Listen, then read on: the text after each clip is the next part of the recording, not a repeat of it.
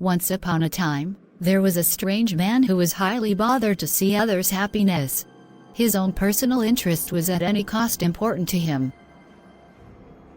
Neither was he a polite man, nor did he like other people to be polite to each other.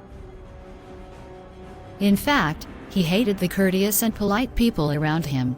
And thus he hated a few expressions like please, thank you, don't mention it, etc. It troubled him a lot when people around were smiling to use these expressions. The man considered all these expressions extravagant.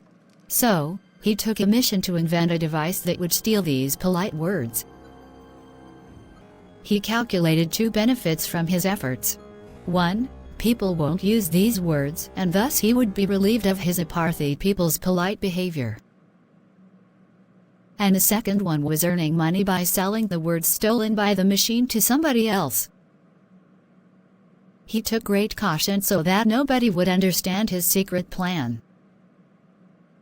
After a few months' hard work, he succeeded in inventing the machine he desired for a long time. The machine started working, and it gave the man complete satisfaction. People from their long practice would try to say thank you, so kind of you, my pleasure, don't mention it, etc. as to appreciate others or express gratitude. But their tongue could not produce these words. The machine caught them. It resulted in a huge change in people's behavior and attitudes. Gradually, people became rough and tough. They became so selfish that they started refusing to help others without having a return for their service. Love, respect, affections, fellow feelings became some unknown words, and, eventually, they were missing from people's practices. The man was terribly happy with his success, but he didn't count on two little girls of special needs. They had speech difficulty, and so they used to communicate using sign language. Since the machine couldn't steal gestures, these girls continued their previous practices of being kind and polite. Soon they realized the difference between them and other people, which led them to investigate the reason.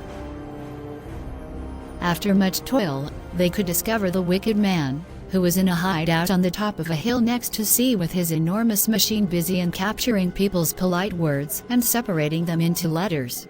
The girls found the man taking a nap when they crept up to the machine and rewound it so that people could get back to their normal behavior.